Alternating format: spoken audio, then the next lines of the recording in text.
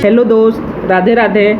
मेरा नाम आशुतोष सिंह है। ठीक है, हम आज प्राचीन इतिहास के एक मेन टॉपिक को लेके यहाँ पे उपस्थित हुए हैं आप लोगों के सामने, जिससे हम लोगों को पढ़ते हुए बहुत अच्छे तरीके से समझना है वेद के बारे में कि वेद है क्या असल में। ठीक है, तो आज हम वेद के बारे में समझेंगे कि वेद होता क्या है। ठीक है, वेद, चलिए आगे बढ़ते हैं अब। ठीक है, पहले जान लेते हैं कि वेद होता क्या है। ठीक है, भारत का सर्व प्राचीन धर्म ग्रंथ वेद है। ठीक है, जिसके संकलनकर्ता महर्षि कृष्ण वेद व्यास जी को माना जाता है। ये तो आप लोगों को पता ही होगा कि वेद 4 होते हैं, ऋग्वेद, यजुर्वेद, सामवेद और अथर्ववेद। ठीक है, पहले ये चीज़ भी आप लोग जान लीजिए कि यहाँ पे अब इतिहास को रटने नहीं आए हैं। ठीक है, यहाँ पे हम लोग का तात्पर्य इतिहास पढ़ने से यह है कि हम लोग को इतिहास रचना है, न कि रटना है। ठीक है, चलिए आगे बढ़ते हैं। पहले जान लेते हैं ऋग्वेद के बारे में। ठीक है, ऋग्वेद होता क्या है। ऋचाओं के क्रमबद्ध ज्ञान के संग्रह को ऋग्वेद कहा जाता है। ठीक है, यहाँ पे ऋचाओं का मतलब श्लोक है। सामान्य तरीके से आप ऋचाओं को श्लोक भी बोल सकते हो। ठीक है, चलिए आगे देखते हैं।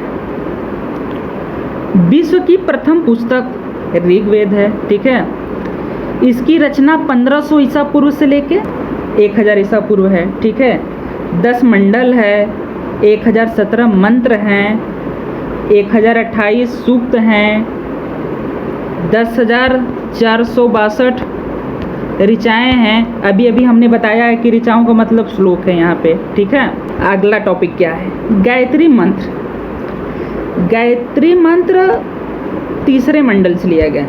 मैंने बताया कि मंडल 8 हैं। ठीक है, गायत्री मंत्र का उल्लेख तीसरे मंडल में है। ठीक है, अब आगे देखते हैं। देखिए अगला टॉपिक क्या है। 2 ब्राह्मण ग्रंथ हैं। तो पहले इतना जान लीजिए कि जो भी चारों वेद हैं, ऋग्वेद, सामवेद, अथर्ववेद, यजुर्वेद, जो भी हैं, ठीक है, ग्रंथ जो है ना, चारों का बहुत ही मेन पॉइंट है। अच्छे से पढ़ना होगा और समझना होगा। चलिए आगे बढ़ते हैं। इसके 2 ब्राह्मण ग्रंथ हैं, ऐतरेय, कौशितकी। ठीक है, 6वां पॉइंट क्या है इसे देखते हैं। ऋग्वेद स्तुतियों का संग्रह है।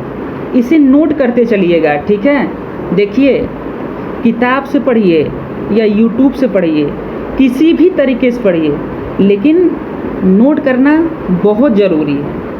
नोट किए रहेंगे, रिवीजन कर लेंगे, फिर रेडी हो जाएगा। ठीक है, नोट बहुत ज़रूरी है। चलिए आगे देखते हैं।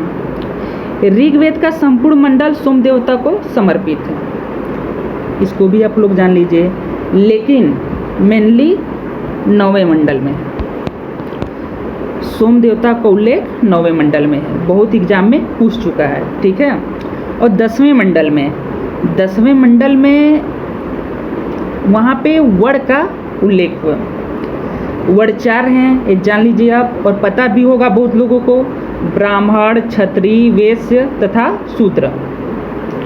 जो ब्राह्मण हैं, कहा जाता है कि ब्राह्मण का उत्पत्ति मुख से हुआ है, क्षत्रिय का भुजाओं से हुआ है, वैश्य का जंघाओं से हुआ है और शूद्र का चरणों से हुआ है।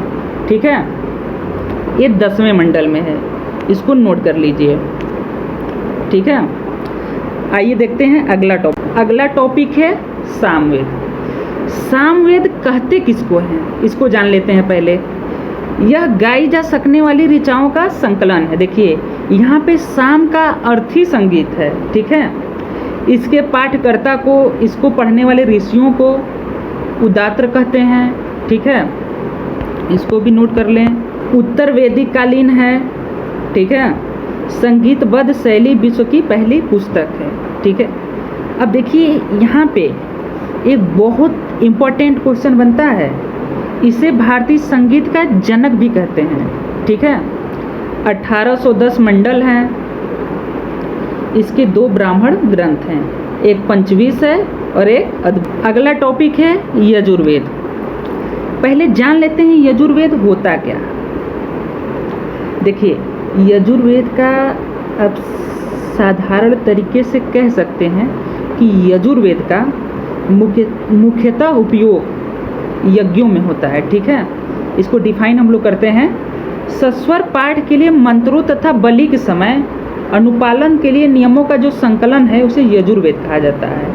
इसी तरह समान तरीके से समझते हैं, जो पाठ मंत्रों में होता है और जो बलि के समय अनुपालन होता है, अपने तरीके से बोला जाता है, नियमों का संकलन जिसके द्वारा होता है उसे यजुर्वेद कहते हैं। ठीक है, इसके पाठकर्ता को अधर्यु कहते हैं। ठीक है, और इसका देखिए एक बहुत ही इम्पोर्टेंट पॉइंट है, इसे आप लोग नोट कर लीजिएगा।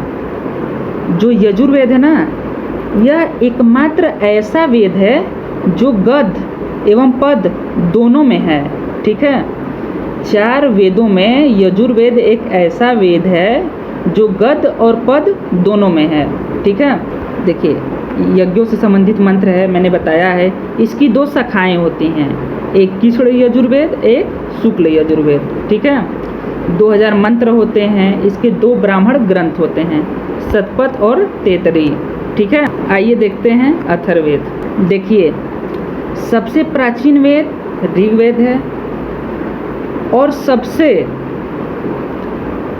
मतलब नवीन वेद बोल सकते हैं, सबसे अंतिम वेद अथर्ववेद है। ठीक है, अथर्ववेद का देखिए संबंध जादू टोना, रोग निवारण, आशीर्वाद, स्तुति, प्रायश्चित, औषधि, अनुष्ठान, विवाह, प्रेम, राजकर्म, मतलब जितनी भी विश्वास से अंधविश्वास से रिलेटेड जो भी समावेश है वे सब अथर्ववेद से होता है। ठीक है, लौकिक विकास व आयुर्वेदिक चिकित्सा संबंधित मंत्र यहाँ पे लिखा हुआ है। ठीक है, इसे भी आप लोग नोट कर लीजिएगा। इसमें 731 मंत्र होते हैं। ठीक है, इसका बस एक ही ब्राह्मण ग्रंथ होता है, वो है गोपद ग्रंथ। ठीक है, इसे आप लोग अच्छे से नोट कर लीजिए। देखिए यहाँ पे हम लोग को रटना नहीं है, यहाँ पे हमको समझना है, वेद के बारे में हर एक पॉइंट क्लियर करना है, क्योंकि अभी लेखपाल की भर्ती आने वाली है। ठीक है, और एनटीपीसी का भी 15 दिसंबर को शायद है, तो बहुत काम आ सकता है। ठीक है, आइए आगे देखते हैं। ब्राह्मण, देखिए यहाँ पे हम अंतर देखेंगे ब्राह्मण ग्रंथ और वेद में। ठीक है, देखिए जो ब्राह्मण ग्रंथ है ना वो गदात्मक ग्रंथ है। ठीक है, और वेद है पदात्मक ग्रंथ है। ठीक है, ब्राह्मणों का ग्रंथ है उसमें वेदों की व्याख्या, कथाओं व उदाहरणों सहित स्पष्टीकरण एवं प्रयोग प्रधान दिया गया है। ठीक है, अब एक लास्ट पॉइंट है, आर्यन्य कहते किसको हैं। ठीक है, पहले जान लेते हैं। वनों में रहने वाले मुनि द्वारा रचित ग्रंथ है।